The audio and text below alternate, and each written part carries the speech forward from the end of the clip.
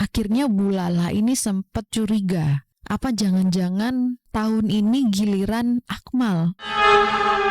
Di salah satu kota yang ada di Jawa Barat, ada satu SMA negeri yang punya cerita aneh. Bahkan bisa dibilang agak menyeramkan. Katanya setiap tahun pasti ada satu murid yang gak pernah lulus. Entah karena sakit, kecelakaan, bahkan meninggal dunia.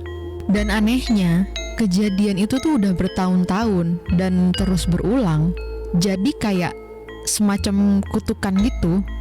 Bahkan katanya yang gak lulus karena sakit ataupun kecelakaan ini gak akan bisa lanjut buat sekolah lagi. Karena banyak banget hal-hal yang gak bisa dijelasin. Kayak misalnya setiap murid yang gak lulus itu masuk sekolah lagi, di sekolah murid itu tuh jadi kayak ODGJ gitu. Tapi anehnya pas waktu di rumah dan di luar sekolah ya dia normal-normal aja. Jadi kayak kesannya tuh dipaksa secara gak langsung buat ya gak pernah lulus aja gitu, gak bisa lulus sampai kapanpun. Nah di tahun 2008, di tahun itu awalnya masih normal-normal aja. Sampai 3 bulan sebelum ujian nasional, ada satu siswa kelas 12 namanya Akmal. Tiba-tiba aja dia sakit, gak ada penyebab, pokoknya tiba-tiba sakit aja. Awalnya katanya cuma demam, tapi makin lama makin hari katanya kondisinya tuh makin drop.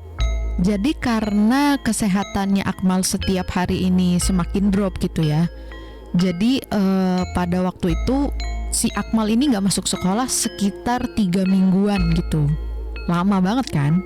Nah yang bikin makin berat, ibunya Akmal ini salah satu guru di SMA itu. Sebut aja namanya Bu Lala.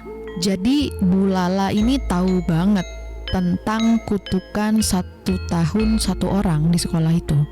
Dan karena anaknya sakit tiba-tiba dan gak sembuh-sembuh, akhirnya Bu Lala ini sempet curiga, apa jangan-jangan tahun ini giliran Akmal. Tapi Bu Lala di sini nggak mau diem aja. Akhirnya Bu Lala ini inisiatif buat ngadain doa bersama di sekolah buat kesembuhannya Akmal.